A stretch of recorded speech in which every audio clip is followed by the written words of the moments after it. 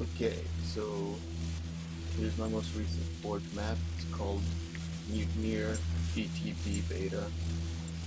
This is the big team battle variant of my Mutineer Basic, which I'll show you a little bit later. Anyway, I started with this one. It's pretty much all done. Let me fly out and give you a good look for those of you who haven't seen it.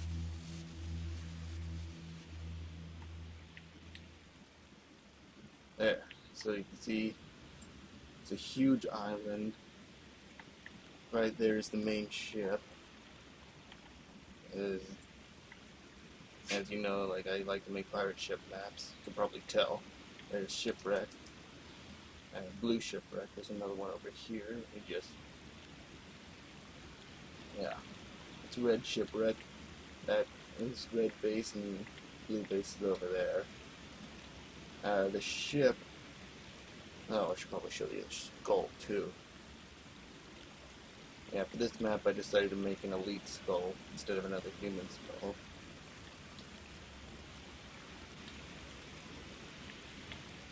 The hard part about this was really the mandibles are hard, because if you want them to look like the mandibles look like in the game, then they're not that good for walking on. So the whole skull is to make, the idea with the skull is to make it look good, but still make it something that the player can actually use in their game. Right here I got this, it's supposed to be like a big open wound, and that's supposed to be like a bullet hole. And then there's one-way shield walls in each eye. And they got sentinel beams on the outside of them. Another one over there. You can kind of see it anyway, just because I thought it would look cool to have laser beams coming out of its eyes.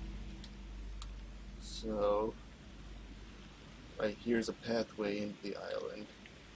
That's supposed to be like blood coming down the side of it. I'll show you a lot more about this later, but let me get to the ship. This is really the whole point of the map.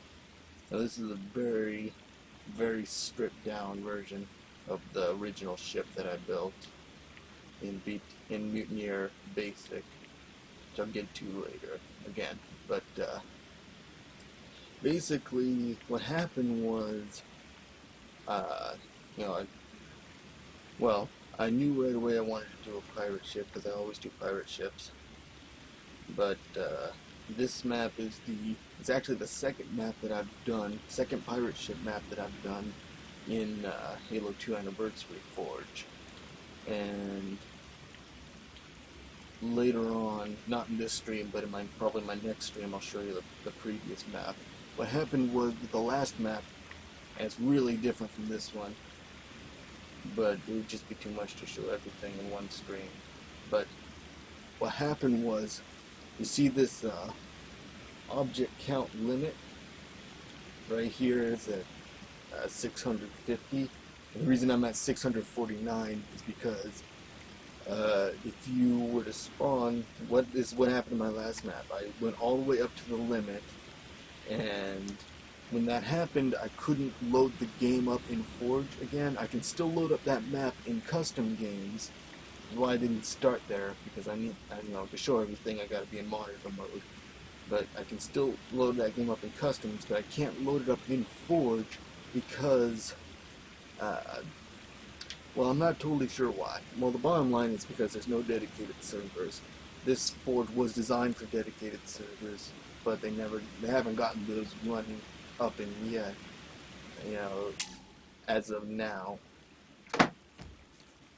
So maybe when they get those, that'll be better. But anyway, when you're in player mode, or I should say, when you're at 650 objects, in monitor mode, right now I'm in player mode. When I hit up and go into this monitor mode, I guess the actual monitor counts as a Forge object. So when I had 650 objects on my previous map, the map would load, but I, the player, could not spawn into the game.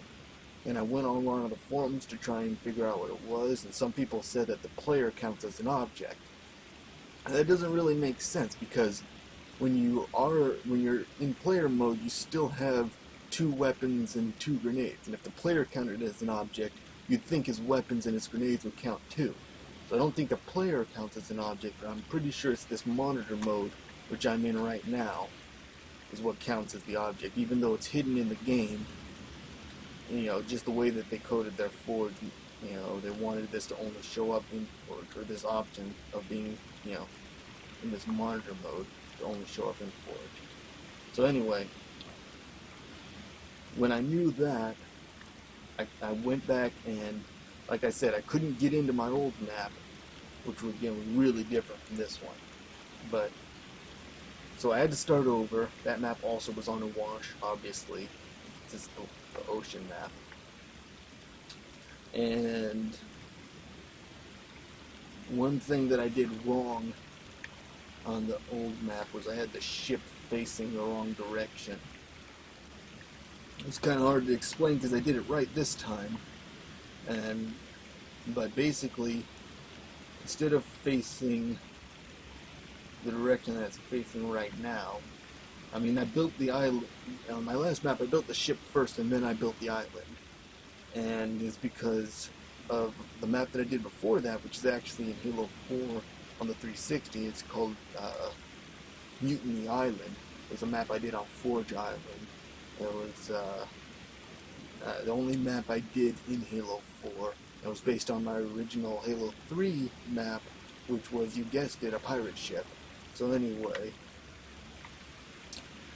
on that map, the island was already there, and I just started building the ship. But on that one, my mistake was that I built the ship not facing the island, and that bothered me later on because I couldn't do anything about it. When Halo 5 comes out, I'll be able to group objects and stuff, as everyone ought to know by now. And then I'll be able to do a lot cooler stuff. But the way it is right now, if I wanted this ship to be somewhere else, I'd have to go in and move every single object one at a time. That's just preposterous. No way. I'm not doing that. So, anyway, so for the next map after the Halo 4 one, which I call Mutineer Alpha, I made the ship facing the island, but I made both the island and the ship facing the wrong way. What I mean by that is that this ship is perpendicular to where it was facing. It was facing that direction, which doesn't seem like a big deal, and it didn't seem like a big deal at the time, but then I realized that I'd made actually the same mistake twice, and it's because of the lighting. You know, the sun, the source of light is over there, so when you have the ship facing that direction, only one half of the ship is lit. So as you can see here, I got a blue side of the ship and a red side of the ship, and then everything in the center is purple. And basically only the blue side of the ship was lit. So for this one, I built the island first, and I built it over here, and then I put the ship with its back facing the sun, which is the direction which is what you would do if you were a ship trying to attack an island. You'd want the sun to your back, considering that the island doesn't move, the ship does. Obviously in this map, nothing moves, but, you know, the ship, if it's supposed to be a ship, you would be able to attack the island from any angle, and the smart thing to do with naval combat is to have the sun behind you. And when I originally started working on the ship, or on this map in general, I originally planned for it to be over here, because I wanted to build the skull on this side of the map, because this is the dark side, and I thought that would make the skull look scarier. Which it would have. Oh, also, yeah, I'll get into more of this later, but this was all originally supposed to be a big, thick jungle. There's lots of trees in Halo 2 Anniversary, but, well, you can't really see the performance meter. Let me hide this real fast. Like, the performance meter drops way down when I'm flying around in here. And it goes up. It's really unreliable. But when I had trees in here, that went all the way down, you know, from about halfway where it's at, all the way down to like 10% of it. It was ridiculous. I had to delete all the trees. But just know that this used to look a lot more like a jungle. Let me get the name of the map back up.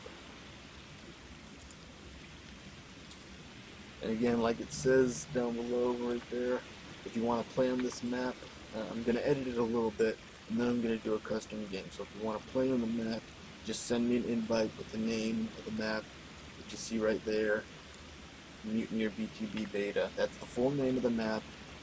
It's not in my file share, so the only way to play it is for me to invite you.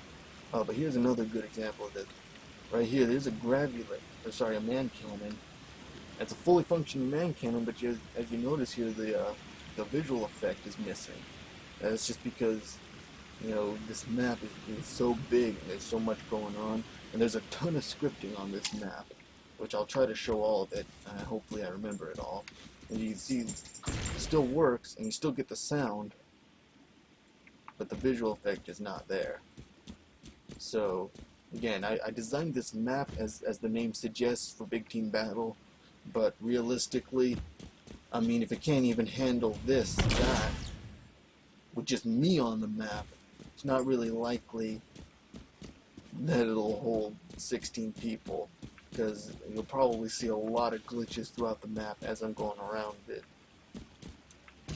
But that's okay, because when I designed this map, the reason there's two maps, this one and the basic one, Mutineer Basic Beta, is because I made the full map, or at least all the main components of the map, the island, the ship, the shipwrecks, all that stuff. I made all that first and saved it in a map called Mutineer Basic. And then I took that map and I made a new file called Mutineer BTB in order to make the BTB variant of the map, because the previous one that I mentioned earlier that I couldn't get into in Forge, that map was pretty much all done. The last thing I did was I added in the objectives, like the flag spawn and the flag capture, and the bomb spawn, all that stuff. And that's what they do in the matchmaking. They add all that stuff into one map, but that's because most of their map is already built. I had to build everything on this map from scratch. There's nothing, it's just big ocean. So I had to do the whole island and all the, all the structures and everything. I think I did a pretty decent job, considering that you really have only 3 terrain pieces to work with. Now granted, that's 3 more than there's ever been in Forge before, but still not that much. Okay, so technically there's 9. You got these big flat pieces, and then you've got these cliffs, and then you've got these hills, and they come in 3 sizes each, small, medium, and large. So technically it's 9 different kinds of objects, but really it's just 3 shapes in 3 different sizes. And that's all I had to work with to get this island to have a volcano, and a skull, and a beach. And back here, this was originally going to be a jungle.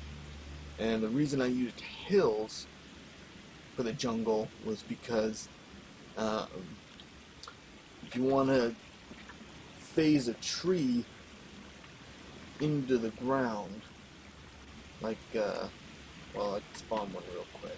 If you want to phase a tree into the ground to make it kind of look like a bush,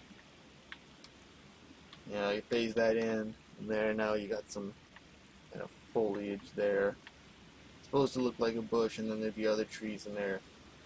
And then you'd need like a ton of these to make it look like a fully grown forest.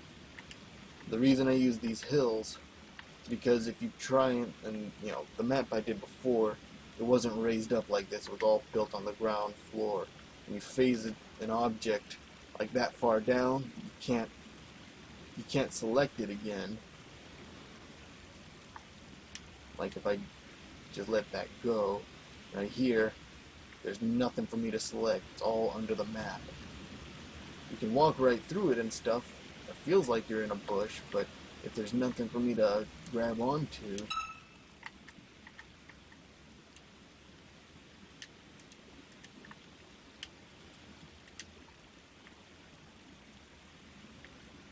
then I can't get rid of it.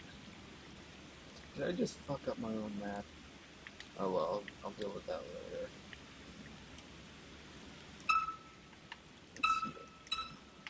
Let's that's right, I won't be able to spawn one until I get rid of it. So I'll have to delete something else on the map in order to get rid of that. I'll do it later, but I will absolutely have to do that before I'm done here. Well, as long as I don't save the map, it should be fine. Anyway, let me show you the inside here.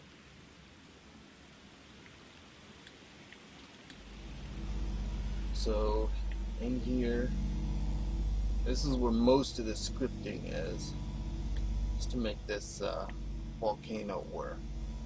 Now, interesting thing is the lava pool you see here was actually the first thing I built on this map. So when it started, it was nothing but just a few kill balls in a big square, and I was deciding where I wanted to put them, because if you want your map to have inside areas like this, and then there's even more inside areas down below under there. See, I wanted my map to have an underground section and a section inside the volcano, and then areas around outside it as well, so I could have lots of different pathways, lots of different, ways of playing the map, lots of different ways to go. And in order to do that, I had to start in the center of the map. And if you're new to Forge, or if you're thinking about making a new Forge map, that's the way I suggest you do it.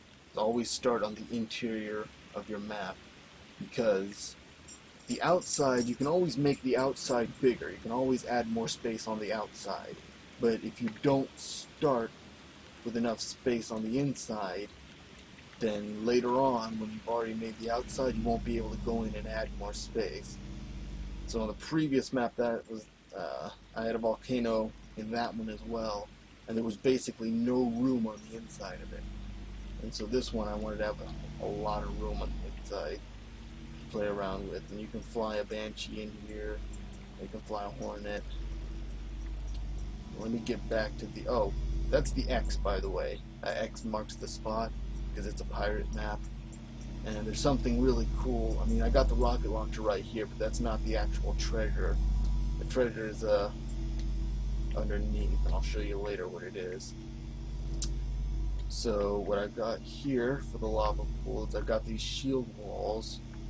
Like, I started with the kill balls. That was the important part. And just so you know, if you're on this map and you fall down there, you will die.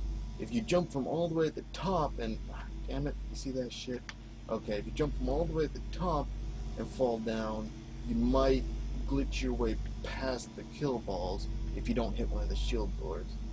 Because the shield walls don't cover the whole thing. By getting close, you can kind of see there's a corner, and then there's another corner over here where you can slip under them.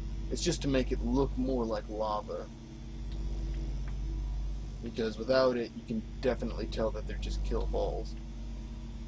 Anyway, and then also I have these big round things are called explosion volumes. If you used Forge and Halo 2 Anniversary to be familiar, basically they do what they sound like. When you trigger them with some scripting, either a switch or trigger or whatever, I have them set to these triggers so that when you enter this area, you'll see the border, that white sphere.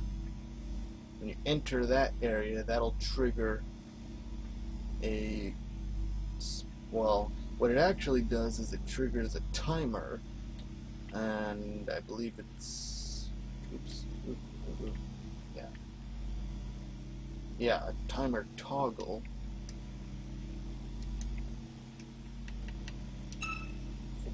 Which is set to 0. This basically, that tells you how many seconds you want it to last. When it's set to 0, whatever it is that is also listening on that channel, it'll rapid fire, and that's how you get these things, the explosions, to last a little bit longer. I saw that on a YouTube video. Basically, I used every trick in the book for this map, every trick I could find. The lava pool was based on what I was doing on the previous map, and then I got a little lava river here that I saw on some guy's YouTube channel. This was a lot better. Well, it looked better, but it didn't have this kill ball. In game, this will roll down the hill, and it'll kill you. See, this stuff, this won't kill you. I'll show you a little bit later about how you can get these kill balls to do what you want, but well, I guess I can show you right now. Like you can see right here, in the inside of the kill ball, there's a smaller white orb, and you can think of that as actually projecting this kill ball around it. And when you've got an object that bisects that inner orb, anything on the smaller side of that plane on which it's bisected won't work. So like how I can go in here, because this rock that I have here is blocking that kill ball.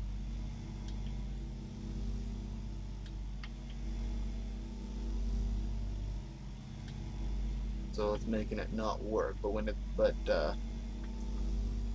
Essentially this rock right here, this kill ball is on natural physics, which is why it rolls down the hill.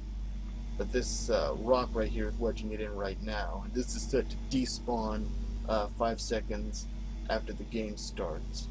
So it won't be there in game. In fact, it'll be gone before you actually start the game, because it takes 10 seconds to load the game. Or to deploy the players, I should say. So this won't be here in game. Nothing despawns while you're in Forge mode.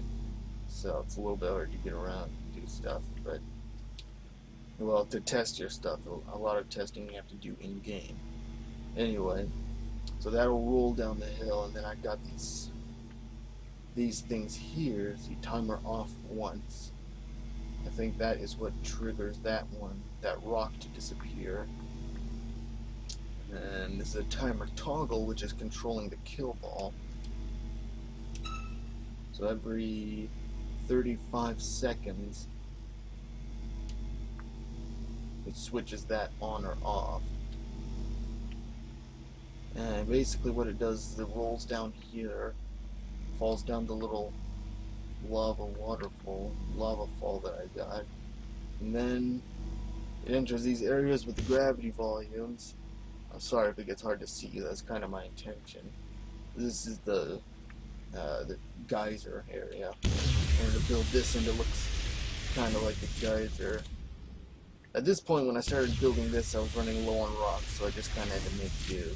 But there's a man cannon in there that shoots you out that hole. This is the area where the lava, which I'm using kill balls as lava, hits the water.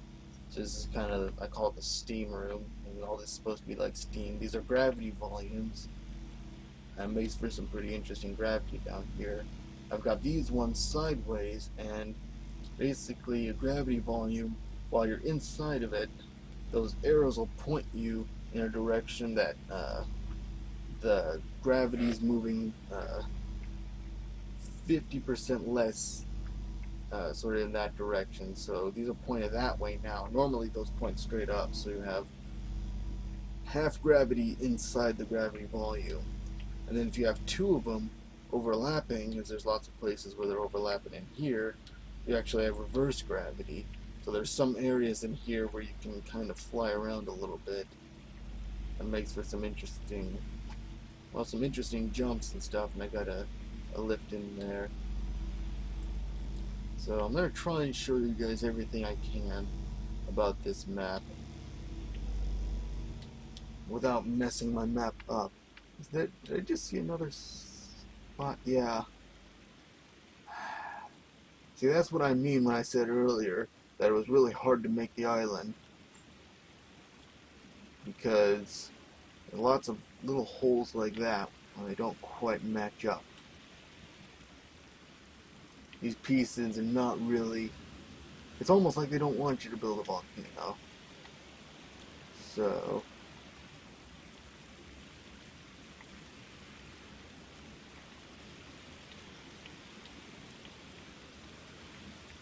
see, I want this cliff medium to be a pathway where you can kind of go up there, go up this route here, and then climb up there and get to the top of the volcano. But I don't want there to be a hole in it, which there is. I definitely can't move that flat terrain piece. So there's a lot of this little minute adjustments thing to try and get them to fit the way you want. And it doesn't work. When Halo 5 comes out, hopefully I won't have to be doing this anymore.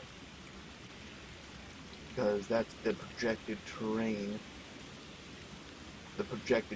blocks that they're advertising for Halo 5 Forge. What that means is that the terrain blocks are programmed to morph into their environment. And you see a little bit in the video, but essentially all these corners where you can tell where this block ends and that block begins, all that morphs together. It morphs into the terrain that's built into the maps, and they also, I assume, morph into each other. So, people get confused when they talk about it because it's so similar to terrain sculpting, but it's not. It's just a few objects that morph into place. And if these ones did that, I wouldn't have to keep adjusting it. So like this block.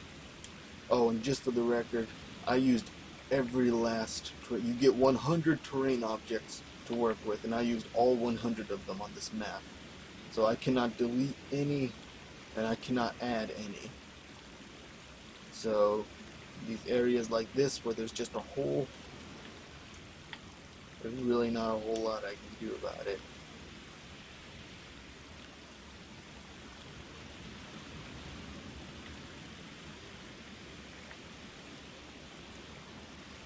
And there's another thing that's a little bit frustrating. See?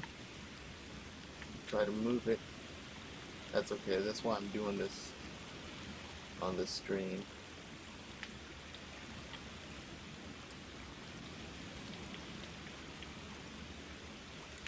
I wanted to make sure I got all this done. I mean, this map is so close to being done.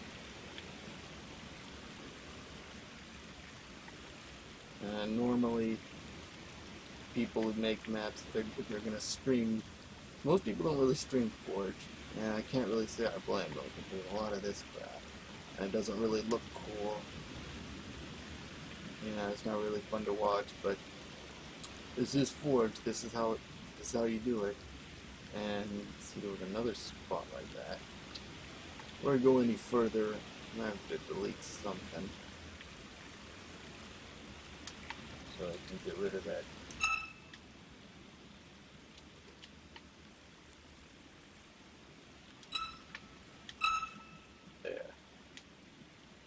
There, I got rid of that. So, you know what? I'm not even gonna put that back up here because it's just decoration anyway.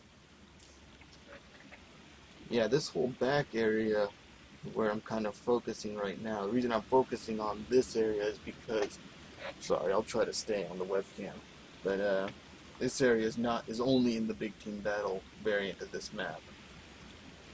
In the basic one, we just got the hills and the terrain and the structure blocks. Well, a few of the structure blocks are here, like that one with the hornet on it is there. But all this area is not. So this is just a little experiment. There's one of the teleporters. That's the energy sword. And that's actually another gravity lift. Again, it works. Can't see the sound. You see? You probably can see the performance meter drop down. Anyway, let's look at red base a little bit. Both bases have a gun goose and a Gauss warthog. There's the initial spawns are inside there. There's an on-destroy trigger that triggers this EMP tower. Since I forgot about this, but the plasma pistols don't EMP vehicles in Halo 2. I guess they didn't start that until Halo 3. It's a little weird that they didn't add it for the anniversary, because they added assault rifles and silenced SMGs and other things from Halo 3, but they didn't add that EMP function.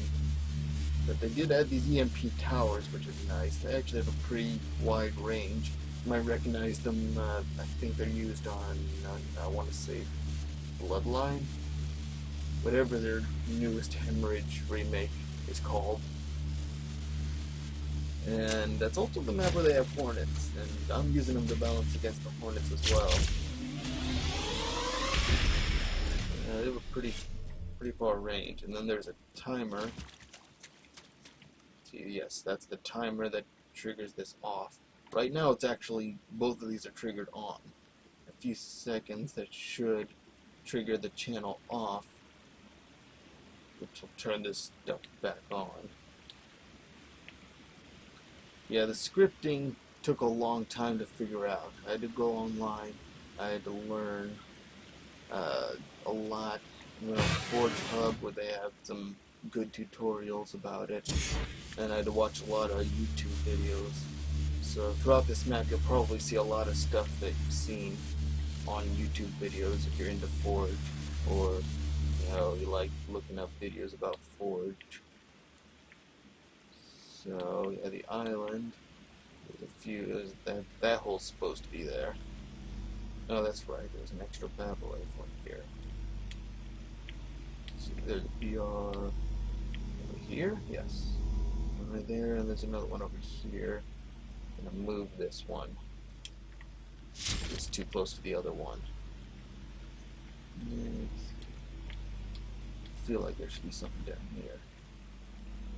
So.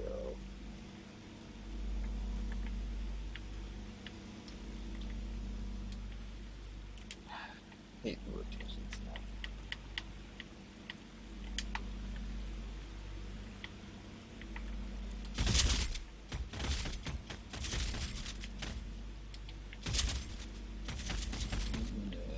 I'll delete it for now. The weapons was the last thing I placed.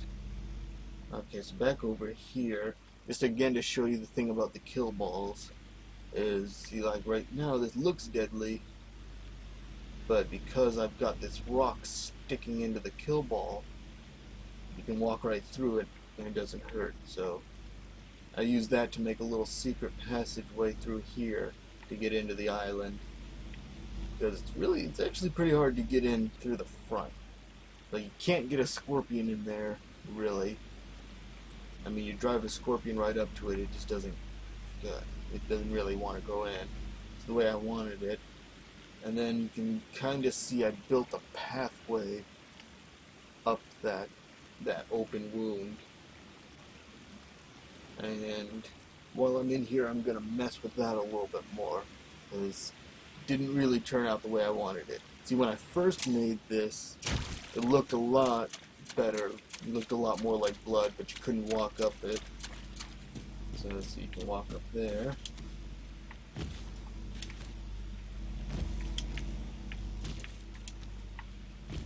Hey, I did it. So yeah, there's a jump.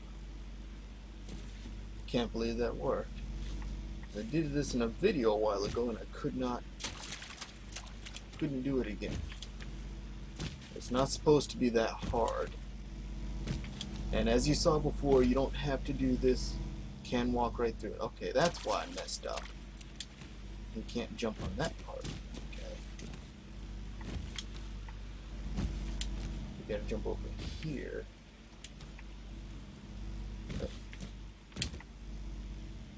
See? This is the same thing that happened last time. I did it the first time without even trying, and then I couldn't do it again. So, okay. We'll walk up here. There's the first jump. Jump right there. Now I guess you aim for this little ledge. And up there. There we go. Now this kill ball, that one works. You jump into that one and you do die. So let's go over here and edit this a little bit. See if I can't make it look a little nicer. I think I saw a whole map.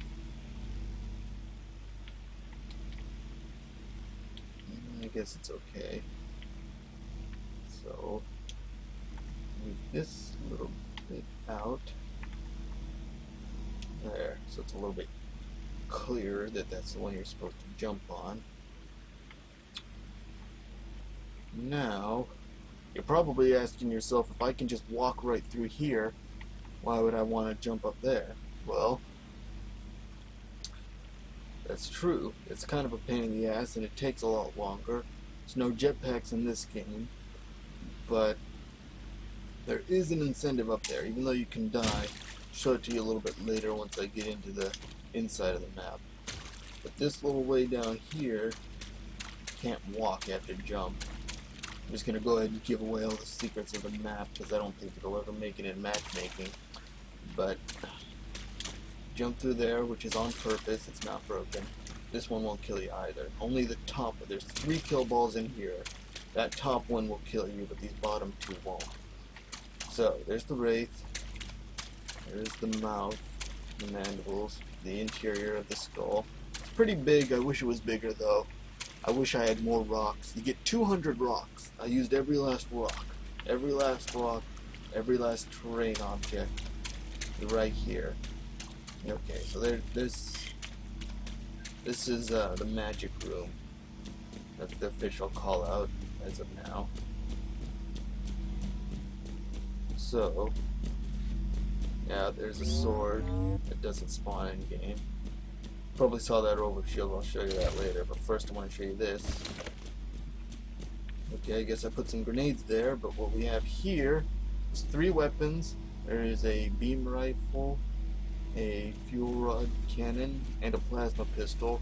They don't show up in game. The only way to get them is through this. It's supposed to be a random weapon spawn, which, let's see, I definitely saw that one on a YouTube channel. I tried to recreate it here, but it was not easy. Essentially, you got 3 different weapons, and then what you actually have is 3 different switches to trigger their spawn channels. And they all have to be at the exact same coordinates, and that's what makes it random, because you hit any one of these, one of those weapons will spawn, and it'll also turn off the power channel, which means that you won't be able to grab any other weapon there for, I think it's set to 90 seconds or something. So let's go to edit coordinates. I use this a lot.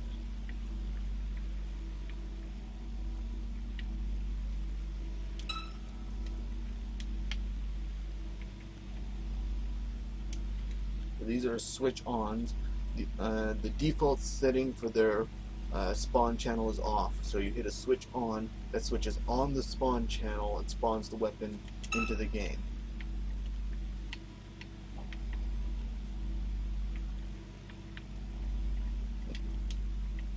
And then over here I have the scripting to turn them off. So let's see, off. Yeah. Each weapon has to have its own trigger off. So, let's see, timer on once. Well, let's see if I can remember how I did this. Right. So this is the power channel one.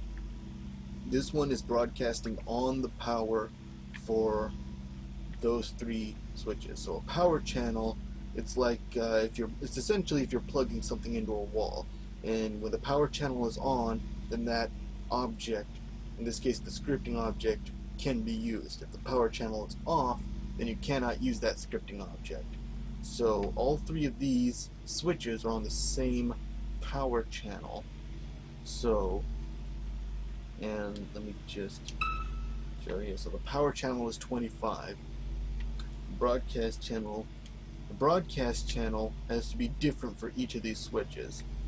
The broadcast channel is also different for each one of these weapons, because if they were on the same spawn channel, they would all spawn at the same time as soon as the switch was activated.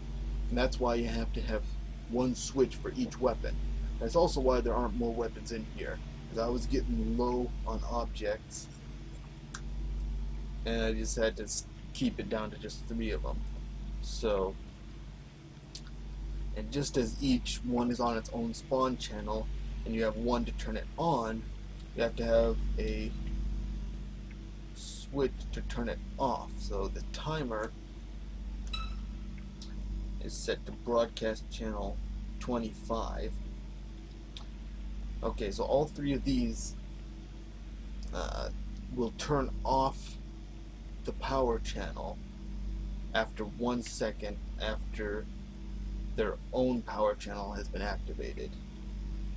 And the power channels for these are set to the same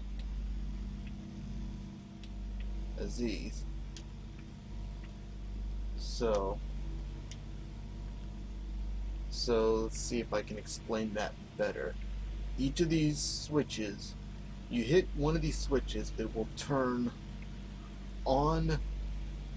Basically, scripting is all just channels, and all the timers and triggers and stuff, all they do is they turn a channel on or off. And in this case, and the spawn channel needs to be on in order to spawn one of these weapons or anything that you want to spawn. So the default is set off, which is because these weapons are set to not spawn in the game initially, so they won't be there in game. So you come over here, hit the switch that turns on the power channel for one of these weapons, and that same channel is the power channel for these timers. So when you hit that switch, you turn on you spawn the weapon, and you also turn on these timers, and these timers 1 second later will turn off the broadcast channel. So essentially, you spawn one of those, 1 second later it will turn off this timer, which is broadcast on 25. So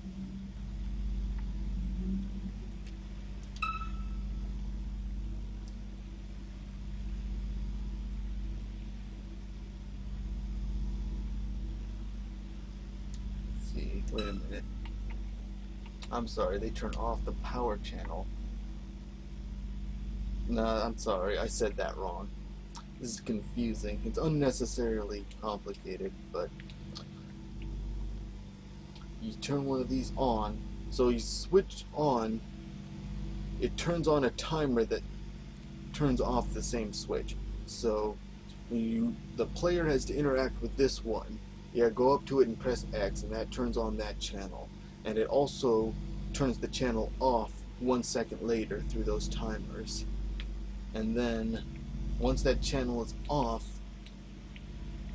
this one is sort of independent actually. Every 100 seconds it will turn on it will turn on channel 25. And channel 25 is the power channel for these, I think, right? Okay. So you turn on the weapon, that turns the timer on, and then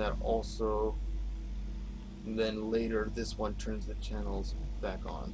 Timer turns the switch turns on the weapons, and it activates the timer. The timer turns off the power channel, and then every 100 seconds this other timer will turn that power channel back on. So in this way, one person can't just grab all these weapons at once. Pretty sure 2 people could come over here, or if you had 3 people all come over here, there's a 1 second delay after you switch on the spawn channel. So if you get in there within 1 second, you could grab the other one. So if you've got 3 people going for them all at once, you might get all 3 weapons. I've never tested that, because how could I? Anyway, so this thing, you've probably seen by now, this is why this room is called Magic Room. It's a trait zone. These first appeared in Halo 4, and they made it into Halo 2 Anniversary. And a trait zone is just an area where you can affect the traits of the player. And for this trait zone, you have, let's see, I forget what it was. Trait zone properties, trait zone alpha. Yeah, damage resistance, overshield. The recharge rate's a little bit slower, but yeah. So headshot immunity disabled, assassination immunity enabled. So basically, while you're inside that zone, you're really powerful.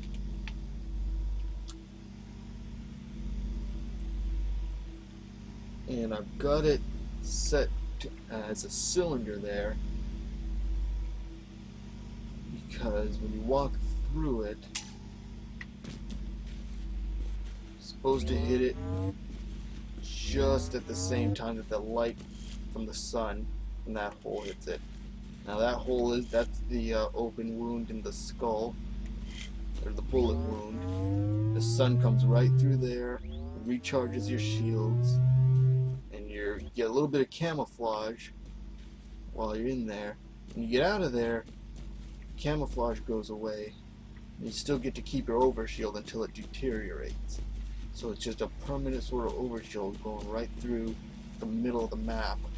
Only unlike a power-up where only one person can get it, with the trait zone, anybody who's standing in here, or even touching the trait zone at all, anyone who touches the light gets the same power-up.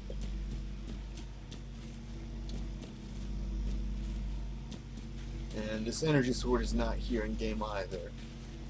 If I did it right, you've got to do something special to get that energy sword. I think it only spawns when you jump into the volcano, if I did it right. Can you jump up from there? Yeah, I should make a pathway up there.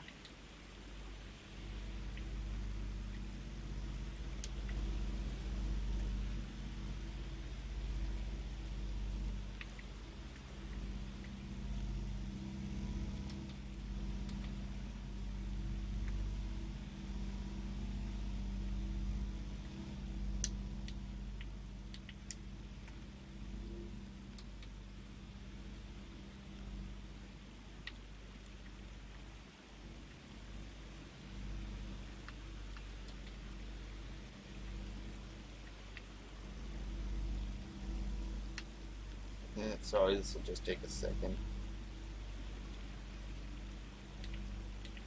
Okay, see now the player can walk right up there. Because that trait zone, this was inspired, if I don't say so myself. When I tried to do it, when I first started, I was using a regular trait zone, and the default shape for that is a box. And I spent like 2 hours just trying to fit a box right here on the floor so that it would come through and you'd hit that beam of light. So that's what makes it cool, and that's also why the skull is on that side of the island, because at some point I was in Forge, or I just had the idea that it would be cool to have a beam of light coming through, some kind of Indiana Jones thing, only with a pirate, whatever. And like I said, I was trying to do it with a box and just put it on the floor, and it didn't work. And then I realized, well, essentially I want the trait zone to be the beam of light, so I'll just make it in the shape of a beam of light. And that just worked perfectly. So now, like, when you're in player mode and you're down here, and that light hits you, you get that power up. And it's pretty much right in the middle of the map.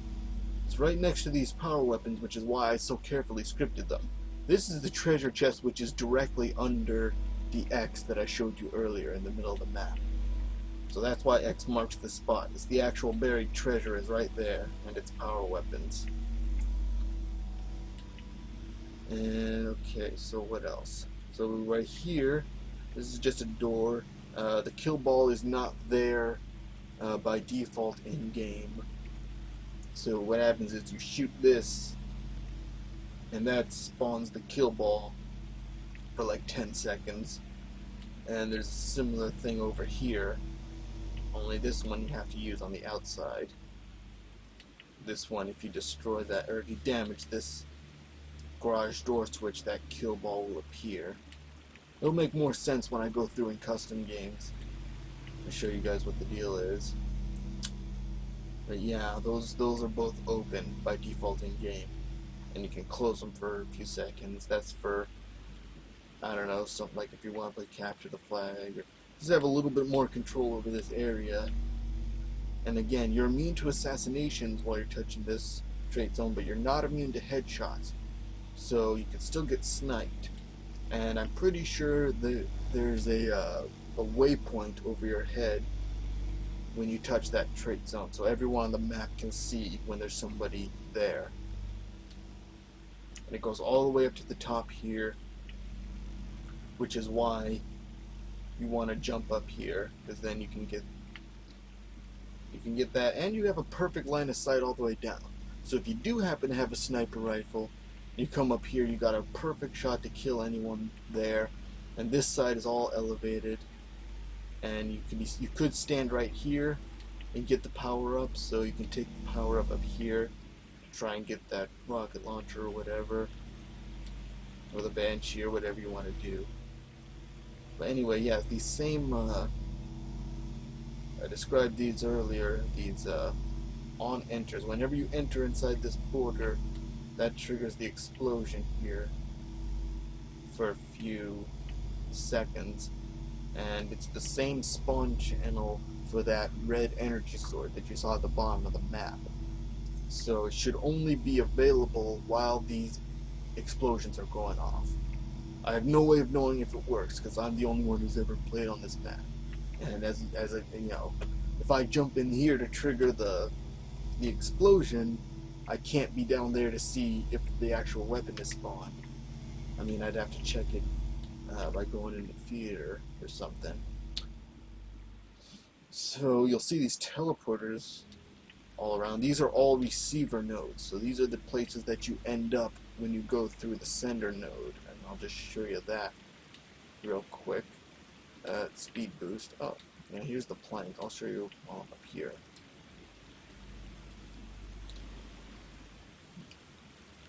I mean, it wouldn't be a pirate ship map if there wasn't a plank, you know, to walk. It's not on the ship, but you get the idea. And, you know, just to have an incentive for people to actually do it, I just put a speed boost out there. And there's some grenades too, I guess. So, there's that speed boost. I'm not going to pick it up just yet. I'll show you this. That's the whirlpool down there with some rocks. Speed boost. It looks more like a whirlpool down here with these gravity lifts. Let me just show you real quick.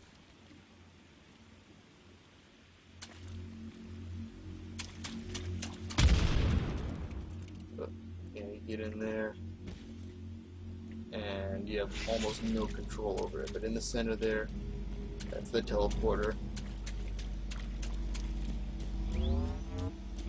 And all the teleporters are linked to the same sender node. So it's not totally random, technically, but yeah, it's hard to predict which one you're going to end up at. So you jump down there, like before I added all this other stuff, I just had the gravity lifts here. Huh, went through the same one twice. But anyway, again, that was one of the last things I did too, before I placed the weapon. The last sort of piece of terrain that I did. And these rocks I only had 8 rocks left. And in my head, this was going to look a lot better. It's supposed to be like a Sanghili hand. You know how they only have 4 fingers.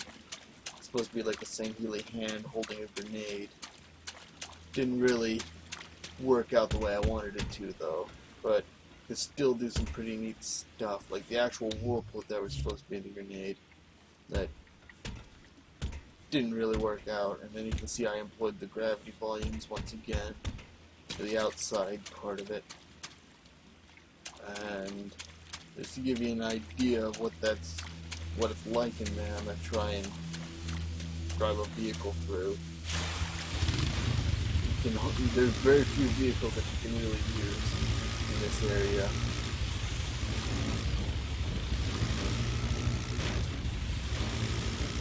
Mongoose is a little bit easier to use. Ah, damn it. Okay. And again, I got so many overlapping gravity volumes.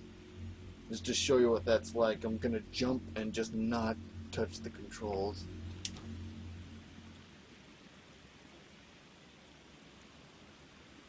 And that's where I end up. From just where I started, just one jump and it throws you that far. And you saw what it was like trying to drive a mongoose through there. It's really not much better in the Warthog. But here it goes.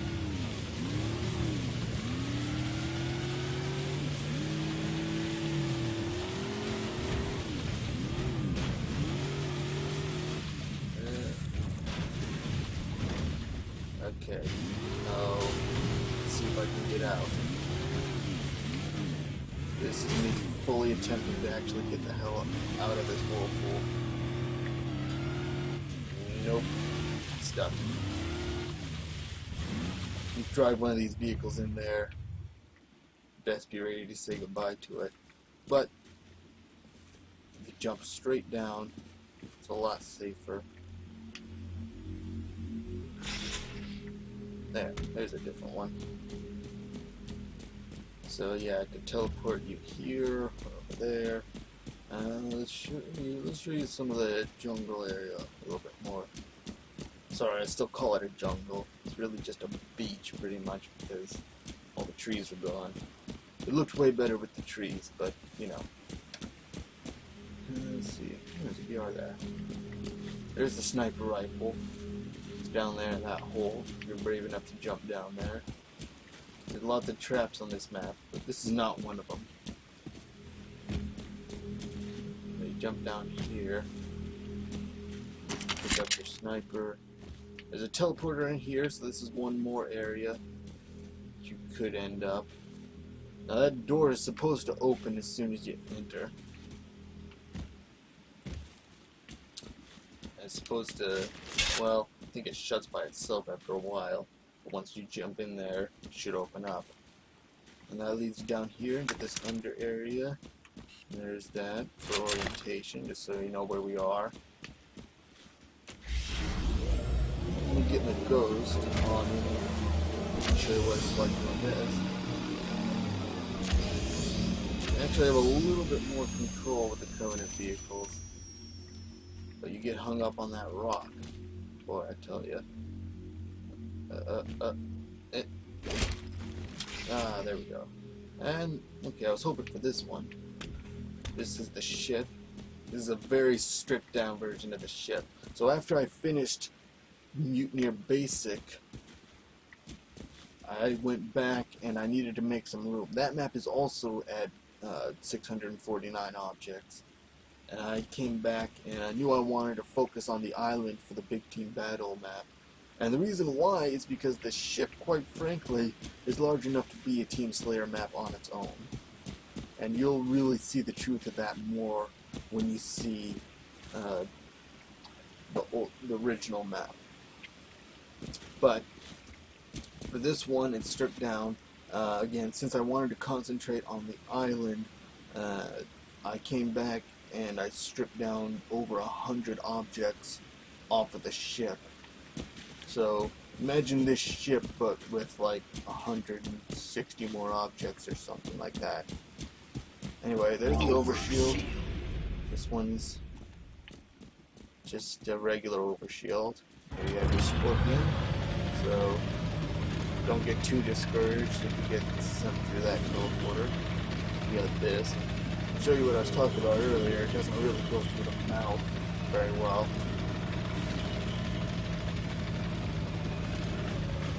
Alright. No. Wait. Should be able to, no, never mind. See what I mean? You know how hard it is to flip a Scorpion? Let's find out where else you can go with this. Can't quite go in there. So might remember there's a wraith in there. In this one particular case, I'd say the wraith actually has a little bit of an advantage over the scorpion. Try and get it right out there, which is good because the scorpion can be super OP on this map. Can I drive it up here? Oh, here he goes. Am I gonna flip it? No, I don't think so. I think I can make it up. Now you should be able to make it all the way to the top of the map. The scorpion. I've done it before, but that was on previous versions of the map. Although the structure of the island pretty much hasn't changed, because you really can't. Like I tried to show you earlier, if I move any one object on this island, it either makes a hole or it makes a smaller hole. That's what it does. So.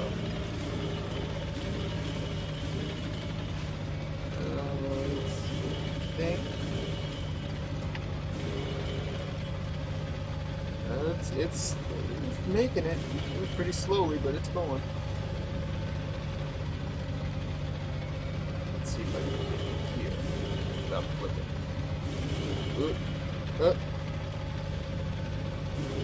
Almost. Oh, it'd be so embarrassing if I put this thing right now. It's my own map. Hey. That's the hard part. Alright, up here. It could just take a hornet and fly. I figure if you can get up here in a scorpion, you can pretty much get up here in any vehicle. Actually, I haven't tried it with the Wraith yet. There's so many different. There's at least one of every kind of vehicle on this map that was supposed to be. That's why you saw the civilian one. Let's see if I can go all the way around. Yeah, eventually I want to have a variant of this map made for every game. When I do the 1v1 map, I'm going to do it up here at the top of the map. I don't really do 1v1s, but I know a lot of people do. And a good map for that I always thought was Octagon. So when I do the 1v1 map, it's just going to be this top level here. And so you can get up here with the Scorpion. Can't really do that much with it though. Not really for that. But can drop down into the lava pool. But yeah, probably the last map variant that I make for this will be a 1v1 map, and it'll be up here. It'll be all flat and totally even, and you won't be able to go anywhere. It'll be just a circle over that pit. There it goes. So that was that. That's how that happens.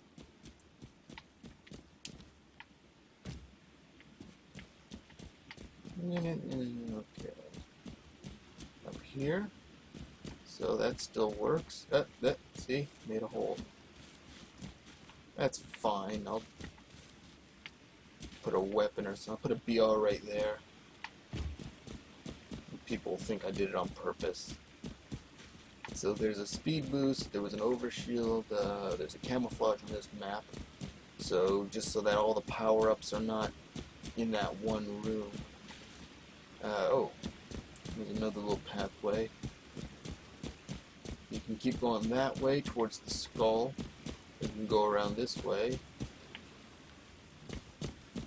Got another little hole. You can jump down and get to the steam room.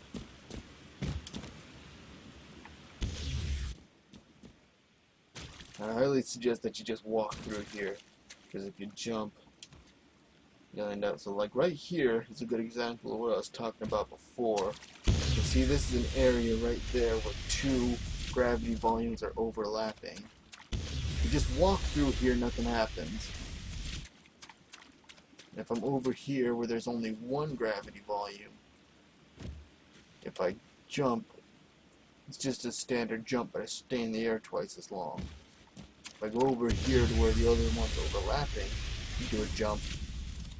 You just keep going all the way to the top, and then you actually stop and you'll hover right there where the borders are still overlapping. So once I get above that plane, I'm still shooting up because I'm affected by this gravity volume. the small one is only throwing me up that far.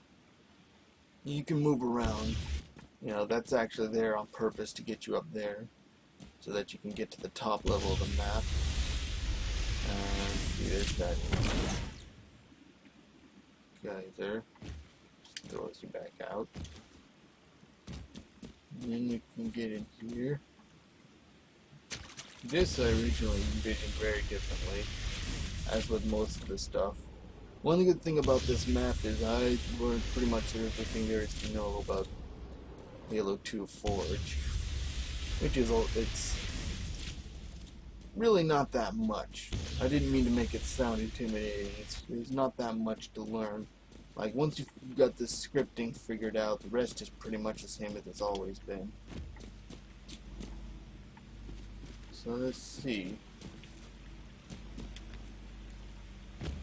You've got some cool jump areas around there. Now I'll show you this gradual bit. See, the effect on this one still works. There's not that much shading over here. The lighting is different. And that'll lift you up onto this. Well, that'll take you over here, back to the center of the map. Let's see. I think that's about all the main pathways. See, this area is also important because the link red and blue base. Blue base is over there. Just takes you to red base. So eventually I'll have all this set up for, you know, capture the flag and territories, King of the Hill, etc. Yeah, I could shoot that, but it won't do anything because I'm in Forge.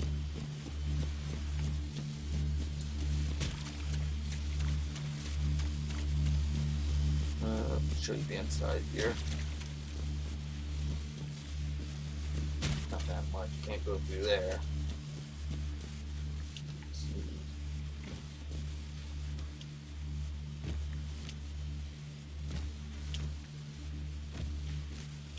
No, can't jump up there. What about on this side?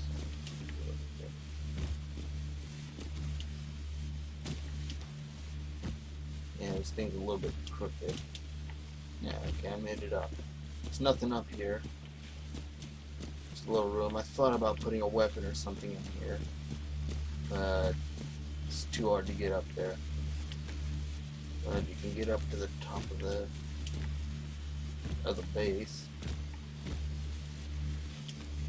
I mean, you could just go up on the outside and drop down. It's a lot easier. Go up to here.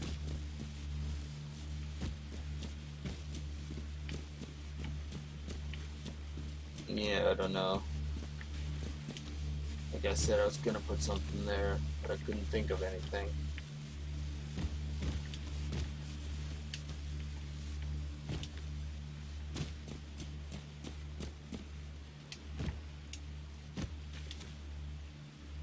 Oh man. Shouldn't have to climb that much to get up there. Might have to move this a little bit.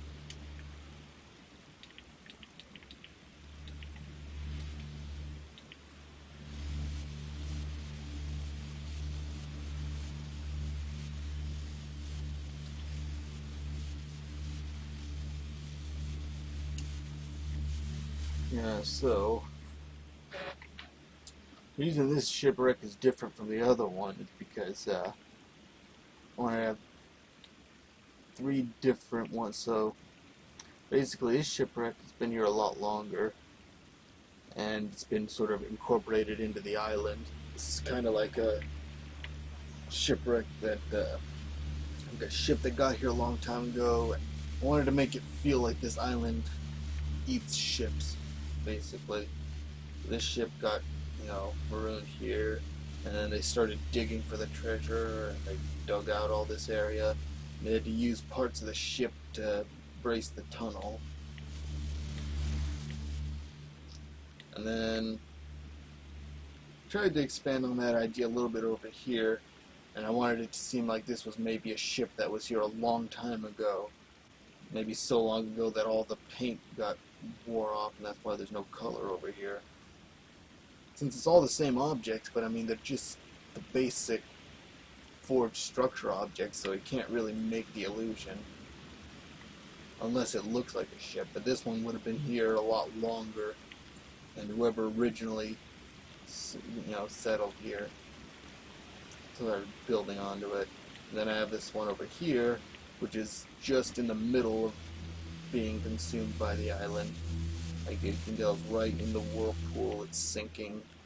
There's all these crates everywhere. A little life raft over there, kinda. And that's where the EMP tower is, and then, and then over there, since it's such a stripped down ship, I just call it the ghost ship. There's nothing here except the Scorpion and the overshield. I mean, there's all this area up here. It's not really necessary. I could delete some of this stuff too. It's way bigger on the other map. And I still have to do the scripting for it, but yeah. So there's three ships, sort of. I mean, there's the 2 shipwrecks, and then you got the ghost ship. But for the big team battle, it's just supposed to be pretty much only on the island, and there's no reason to go to the ship. Unless you get teleported there, or if you just want the Scorpion. I mean, there's the overshield there, but you only need that if you can't access the magic room at all.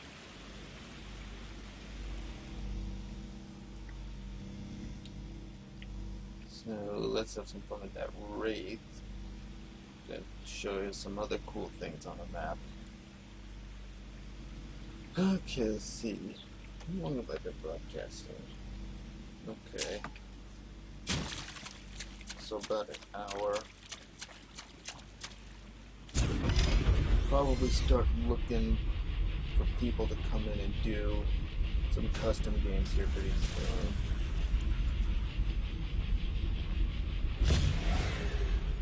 Just take this over here. Show you something I actually discovered by accident. Let's see if I can get it to work again. Actually,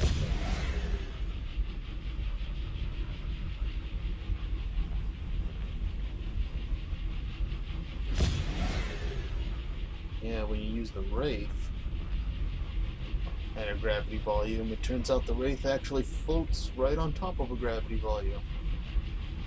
I don't know why it works. It's got something to do with the anti-gravity propulsion on the Wraith.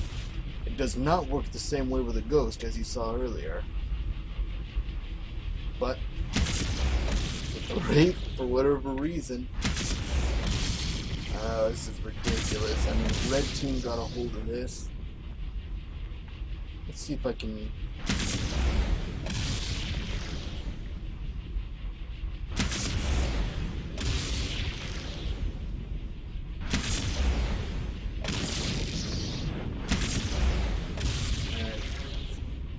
I can go all the way to the corner of this. Now that purple gravity volume there, the big one, is actually invisible in game. And as you can see, when you get to the edges of it, it starts to sag a little bit. But while you're on top of it, it's just like you're flying.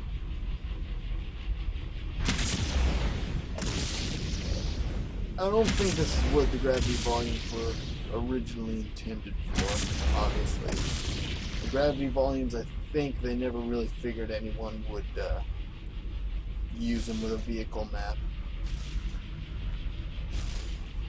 Because they're really only big enough for the 4v4 maps. And the thing about them overlapping them, yeah, it wouldn't really come up. I haven't seen really a whole lot of people use the gravity volumes, to be honest with you. A lot of times if people want to affect the gravity, it's easier to just use a trait zone. because that'll only affect players. Or, I don't know, well, some trait zone effects will affect vehicles, but a gravity volume will affect the gravity of anything inside the volume. So,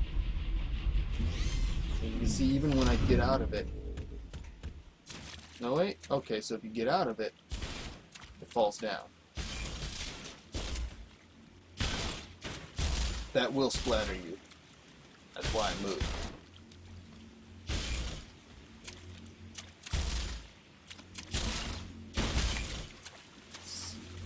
Yeah.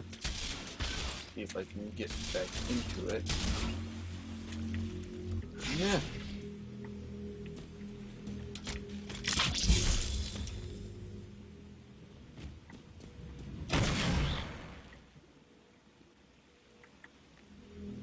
Huh. Why did I put that there?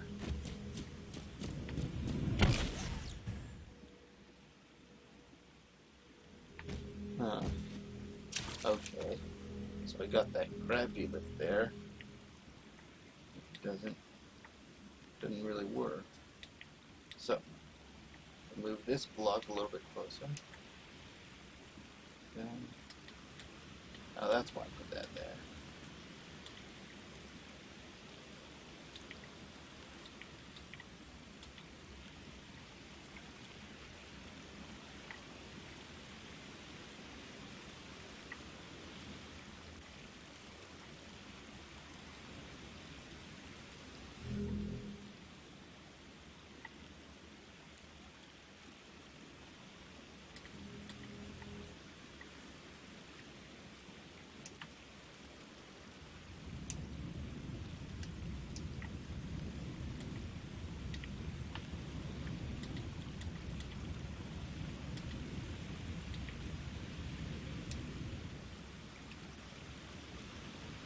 Because if I'm going to put that gravity lift there, it should at least be able to get you somewhere with it. You're going to jump around with that sword. There's going to be a target unless it goes somewhere.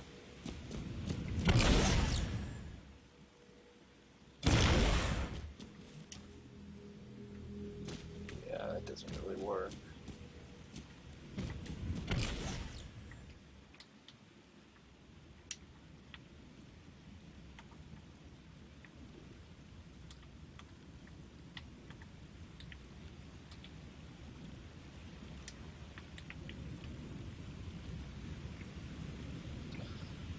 Okay, so while I'm doing this, I'm going to try and think of anything else that I gotta do on the map.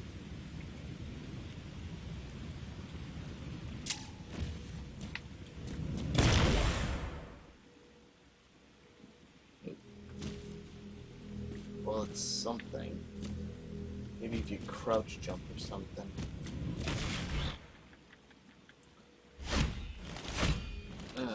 Almost. Maybe if I just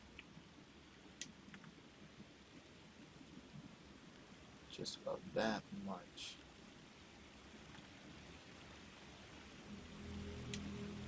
Yeah. Just put this back in the corner. Okay, let's try that.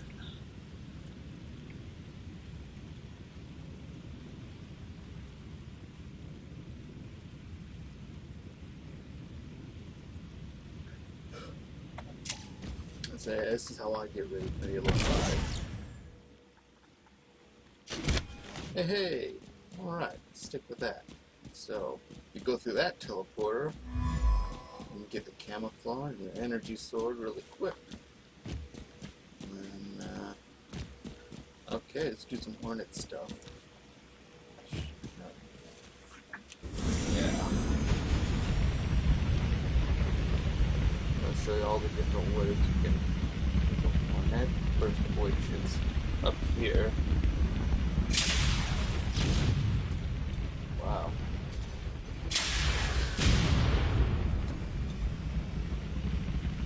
So yeah, there's lots of room in here. I mean, even on the inside, there's plenty of room for full-fledged aerial combat. And with that rocket launcher right in the middle, even if you're on foot, still stand a decent chance. Oh, I haven't even shown you the underside of the map yet. Damn, this map is big. I mean, it's not Warzone big, but it's big for a Halo game. Again, this is supposed to be a 16-person map. Yeah, that's right too. I almost forgot. You can get the overshield even if you're in a vehicle. Keep that in mind. Fly all around it here. You can actually fit this Hornet in a lot of tight spaces. So this would be interesting for CTF, etc.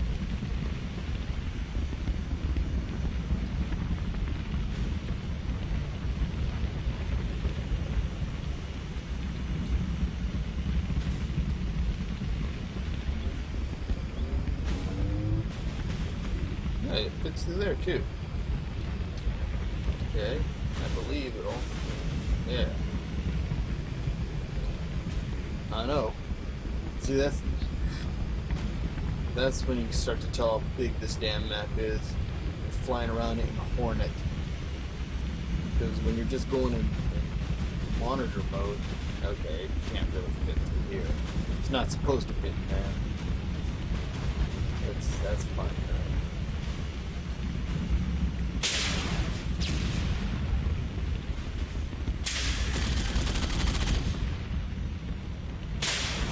Yeah, blue base seems really open. I should also point out that there's another teleporter inside there. Yeah, that's the other sender node. So if it's, because as you can see, blue base is really wide open, especially compared to red base. I mean, imagine if there was a red guy on top of there with a sniper rifle, right? All dead screwed. So there's a way if you spawn over here in this, you can get cover and just get to that teleporter and you'll be safe. Well, I mean, there's a decent chance it'll teleport you right there and you'll end up right behind the sniper guy. But no matter where it teleports you, it'll be right next to either a power weapon or a power-up or a vehicle or something. So it's always worth it to go to the teleporter. Wow, see? The thing's got a wide range on it. So, wow, that flipped the Hornet.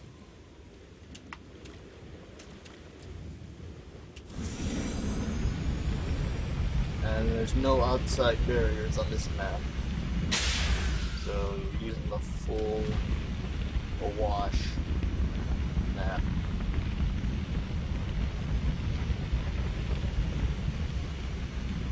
Yeah. Yeah, this map is huge. It's way the biggest map I've ever made.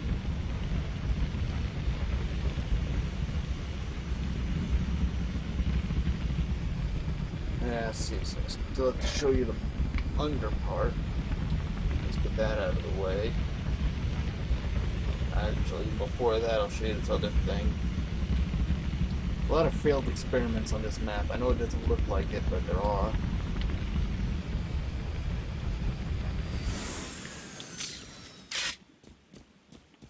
And here's one of them. This was supposed to be quicksand. You can see that's a soft kill boundary. And it was supposed to be quicksand or a tiger trap. Tiger trap is that thing that you see in the movies where they dig a hole, they fill it with bamboo spikes, and then they cover it with leaves. That's called a tiger trap. I was going to do something like that. I mean, it essentially still is that, only it's not covered by leaves. I was going to get some trees and cover that, but nope, not happening. Not with all the other shit on this map. Ah. Okay, those got in the way. But let me show you what I did here.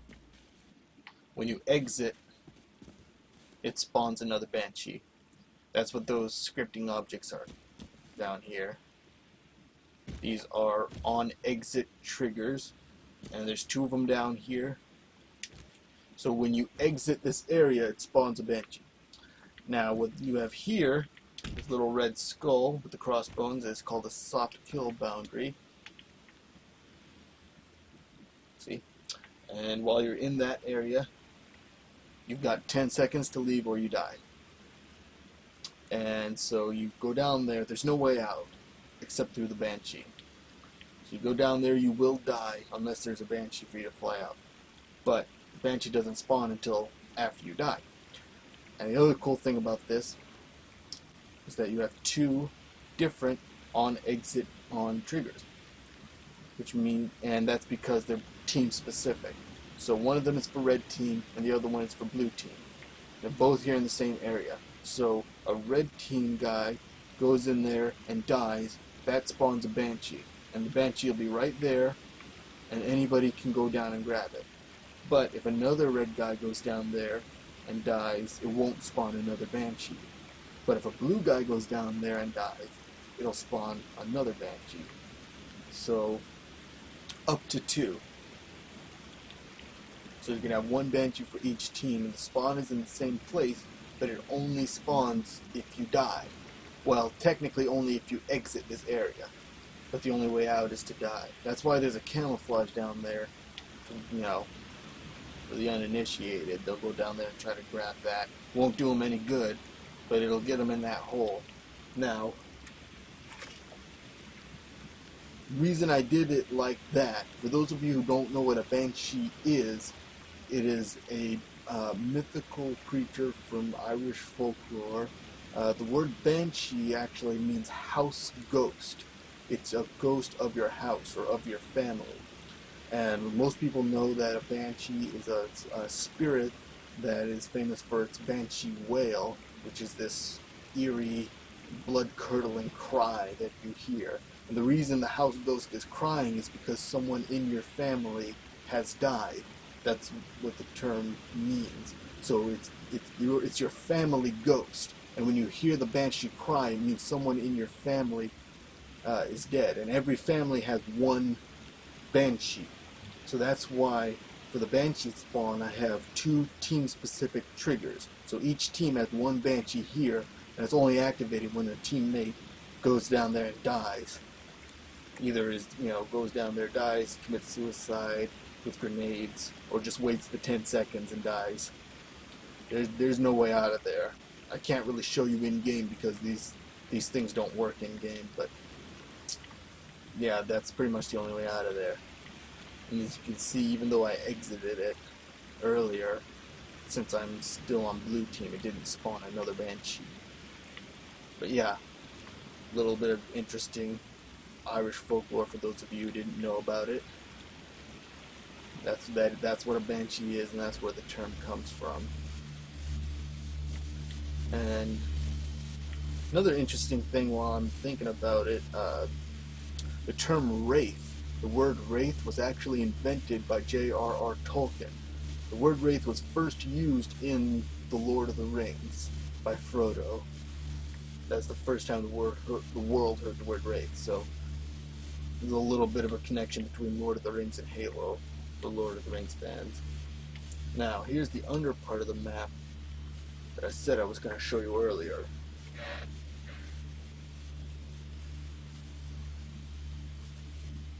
As soon as the lighting generates, I'll get in there. It's actually kind of neat. Okay. So, it connects red side of the map and blue side. I use these lights here. I hate these lights, because what is that supposed to be? It's just a light so that you can see where you are, but it doesn't look like anything natural.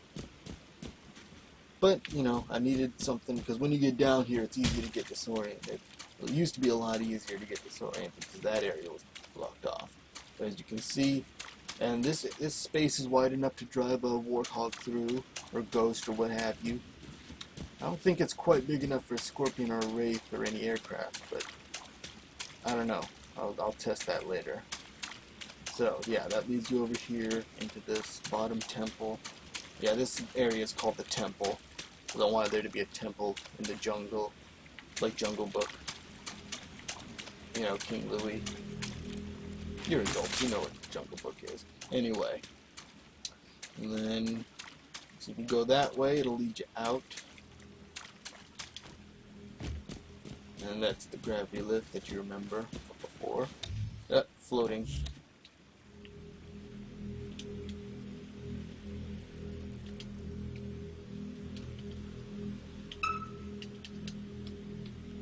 Huh. Oh, okay, so I guess it just...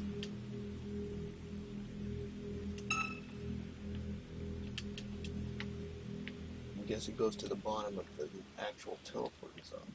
Alright, now... I'll just do it in player mode so I don't get disoriented. But yeah, inside that room there is where that carbine I just picked up. That's sort of the middle of that area. And then if you go this way, that'll lead you back to Blue Base. If you go up here, it leads you to Top Temple. But I'm showing you this underground side. I thought this would be good for like infection, you know, or flood. Or no, in Halo 2 it's still infection. But yeah, I figured since it's kind of underground, it would be like the cemetery. And this is one time when these hills kind of came in handy. I've got the hills upside down here. They kind of look like the walls of a cave, which is kind of nice. I sort of did that by accident, to tell you the truth. Like, I was just trying to close up the map and, you know, and basically, because of where I started up so high on the map with the kill balls inside the, see that? That's supposed to be a tunnel. With the kill balls inside of the volcano, I started 10 units of space above the floor, because again I knew I wanted to have an interior and basement areas, because I wanted to have secret passageways and stuff. I mean, they're not really secret, but you know, for the map. Anyway, so I started all the way up there, where you can see that this green area right here is just a grass plain. I have 2 grass plains, and ironically neither one of them can be seen by the sun. But yeah, the inside here, I used these grass plains while I was editing the kill balls. Like I told you before, if you got something, any object hitting that interior orb of the kill ball, that makes the kill ball not work. And because of that, the kill balls had to be a certain distance apart, because if they overlap each other, then neither one of them would work. So I had to space them out, and I had to get them on a grid. And I also did a lot to kind of make that visual effect on them look like it was rippling out. You know, you can see this this little pattern here. I saw that on that one dude's video on YouTube. I seriously wish I could remember the name of the video guy or whatever, but I just typed in Halo 2 Forge scripting, Forge maps, and eventually it came up. Whoever it was a great idea. I wish I had thought of it, but I didn't. And I decided, of course, on that one map, the map name that he did was called Magma, and for that, he just did the lava river, similar to what I have here. Only his was a lot more contained, and you didn't see as much of the kill ball. Like on this one, you can still kind of tell there's a few kill balls, like areas like that.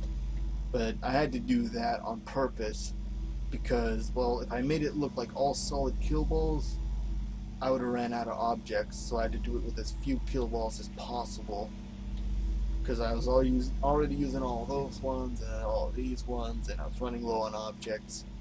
But yeah, so it doesn't really look as good as his did, but the idea of these little waves going in the same direction is actually not that hard to do. Once you've got one flowing in the direction that you want, you just duplicate it. And when you duplicate an object, it'll have the same orientation as the object from which you duplicated it. So that's how I did that. Only that didn't really work for the lava pool here. And essentially, right here under the X is supposed to be like the origin point. And when you get up here and look at it, It kind of looks right. That's about as best as I could do, you know. And then later, much later, I covered it up with the uh, shield doors, the one-way shield doors. That was the totally different guy's map. Uh, Completely unrelated, but a guy made a map. I think it was, no, I'm pretty sure it was Halo 2. But I think he called it Volcano or something, and that's what piqued my interest, obviously. Oh, yeah, I have another soft kill zone right here. It's right there. So, when you're walking on it in game, if you're walking on these, you'll enter that kill zone. But if you're in the exact center right here where the rocket launcher spawns, you're above the kill zone. But these little rock pathways are actually slightly under it. So you've only got 10 seconds to be on those pathways, which is plenty of time to get from one end to the other, unless you fuck around. You fuck around, you could die just from that. And if you're gonna die, you might as well jump in. It's actually pretty entertaining to just jump in. Oh right, I should also mention this trick I'm using here to make the volcano erupt. That was from a dude's video called Engine Thrusters. He was using the same thing I'm doing here, only he was using it to make a big thruster engine look like it was blowing up. And I saw that and I said, dude, that's my erupting volcano. Because I was having a bitch of a time trying to figure that out. And I guess he just figured it out by accident. He set it up on scripting and yeah, he was using the timer toggle set to 0 seconds, and that just rapid fires it. That's how you get this effect. And it's supposed to just go for 5 seconds and then stop. Because I have another timer set it to set off that power channel. And if I didn't have that, it would just keep going forever. But I just wanted it to blow up every time somebody jumps in. And then, you know, erupt just long enough so that the person who jumps in can see the explosion. And then stop. So let's see, I showed you under the map, I showed you over the map, showed you all the way through.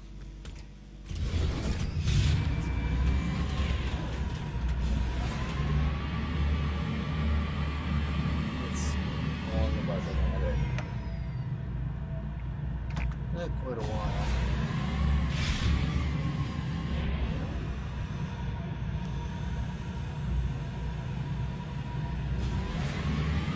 Okay, let me think before I save the map if there was anything else I wanted to do. Showed you that. Showed you those things that I'm gonna get rid of. Food shot right there. Vehicles, mongoose. I think it's just a regular mongoose and not a gun goose. Because I did want to have at least one in every vehicle. Every vehicle variant. Which is why I put the Heretic Banshee on the map. The Heretic Banshee's in there on the volcano because you're supposed to sacrifice yourself to the volcano so you can get the energy sword. So if you jump down to the volcano and you fly away, that means you're a heretic. So that's why the Heretic Banshee is in there in the volcano. And just in case you were curious, it still works if you're in a vehicle. So let's see. What else did I want to do? Is that everything? Yeah, like what's it been? Like 2 hours just to show everything on the map?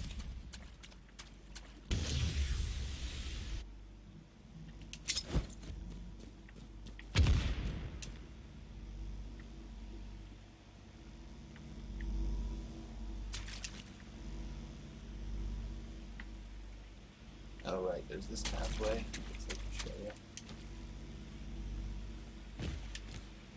And you're supposed to be able to jump up here. It doesn't really work. So let's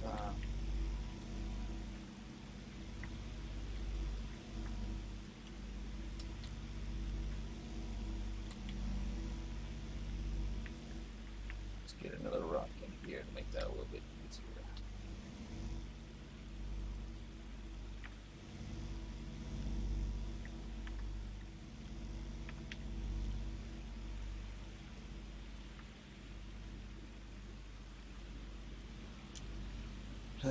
Yeah, that kind of stuff is frustrating.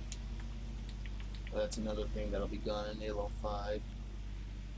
Apparently you can have flying camera while you're editing objects instead of having it locked on and trying to find the right angle to look at it, which really was annoying most of all when I was building the island, because those large flat pieces and those large cliffs are so big you can't get the camera all the way around them. So when I was making the island, I'd get one flat piece in just the right spot where it was lined up on one side with the cliffs, and then it'd be not lined up on another side. And, you know, like these flat pieces are just supposed to be laid flat on the floor as ground. So, like, I don't think they were really expecting anyone to try and build a mountain with them, much less a volcano. But, you know, the first volcano I did was on Mutineer Alpha, the map that broke that I can't show in Forge. And then I did this one, but see, yeah, like all the way around, like corners like that. So while this map was definitely the best I could do in Halo 2 Anniversary, I should probably mention I've been working on this map since May, and it's October 11th. So I believe I started this map on May 20th. But the map I did before that I started on April 1st. So my first Halo 2 map was on April 1st. I remember it was April Fool's Day. And then I did that map for about a month. And then I hit that wall where I had that glitch and I couldn't work on it anymore. And then I took like a couple of weeks off after that because I was so pissed. But then I started over and I redid the map. And, you know, part of the truth about Forge is that a lot of people don't redo their maps. This is, let's see, my first map that I did was a pirate ship map back in Halo 3, 2007, or it's probably 2008. I didn't get into Forge right away. And I remember it was on Foundry, which was a DLC map, so it's probably around 2008 or late 2007. And that map only took like a couple days to finish because there's really not all that much you can do. And then I didn't do that much Forge and Reach. I mean, I played around with it a little bit on Forge World. You'd think I would have a really great map in Reach, but I don't. I actually stopped using Forge for a while until Halo 4 came out, and the only reason I started forging in Halo 4 was because right after Forge Island came out, 343 did a Forge contest of some kind, and I believe it was to make a Slayer map. Well, I mean, it's just to make any map that you could on Forge Island, which is, you know, 3 Anvil Islands. You know, I mean, we've all seen it. We know what it is, Forge Island. There's nothing there. And the maps that won were all 4v4 Slayer maps made on the largest island. And I just thought that was so uninspired, so unimaginative. Because you can play Team Slayer on any kind of map. I mean, even a Griffball map you can play Team Slayer on, right? So, you know, if you're going to use all the Forge and do everything, use your imagination. That's what makes a map great. But anyway, I wanted to make a Dominion map in Halo 4, which I did. And because all the cool stuff in Forge for Halo 4, all of it is under the Dominion settings. And unfortunately,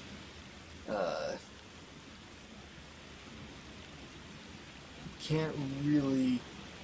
I mean, if you want to do a forge map, see, the Dominion is set up for 5 bases, which is what I did. I set up a 5-base Dominion map, but because of the way the scoring works, it doesn't really work with the standard game, because you score based on how many maps you have, and the score only goes up to 400, or at least that's what it was. I don't know what it is in Big Team Dominion nowadays.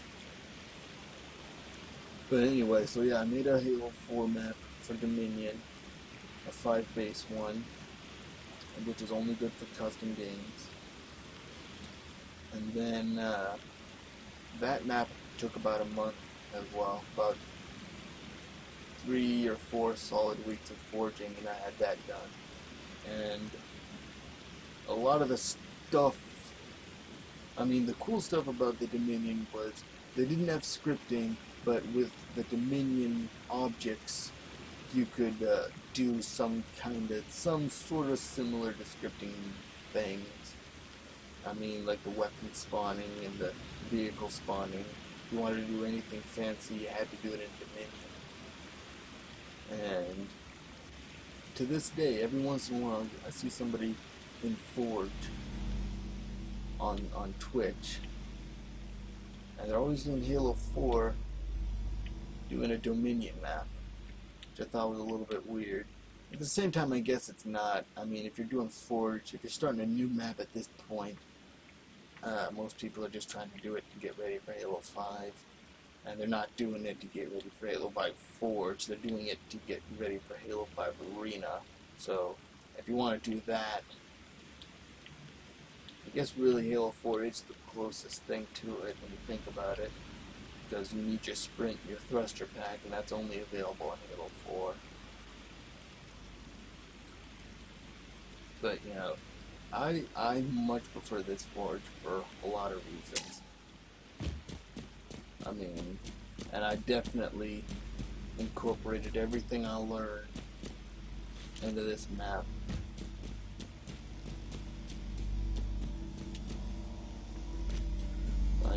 Like I said,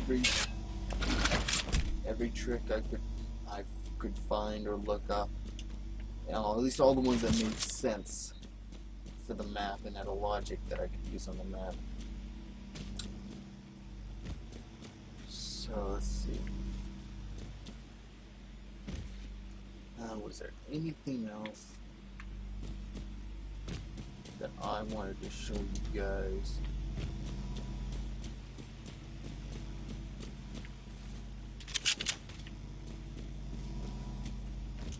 Let's see.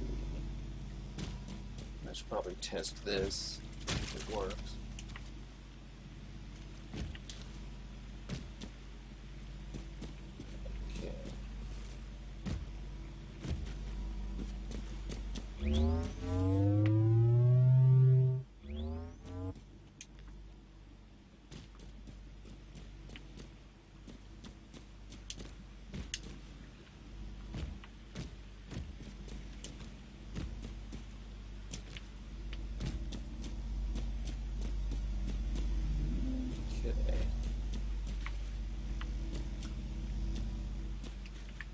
Was there anything else I wanted to do on this map? So yeah, fixed that. You was able to free up a couple more objects, which is nice. So crates. But yeah, I mean, I've gone pretty much as far as I can go with this map without playtesting it, which is why I'm starting to go on Twitch a little bit, see if anyone wants to join. So, without trying to make this video any longer, because I'm going to be putting it on YouTube, and it's going to take a long time to upload it, I'll go ahead and stop the stream for a little while. Then I'm going to start a new broadcast, and I'll go ahead and run this game in customs, and I'll see if anyone wanted to join. If not, I'll just go through by myself and show you how some of the stuff works, because some of it you can't tell if it works unless you're in custom games.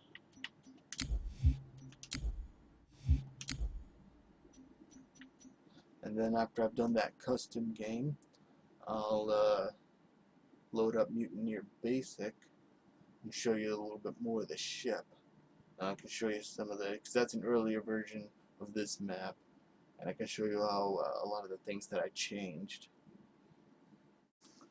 So yeah, I'll stop this stream. I'll take like a 5-10 minute break, and then I'll be right back for some custom games. And like it says down below, if you want to join, just send a message to Woodsman907 with the message Mutineer BTB beta, and I'll go ahead and invite you.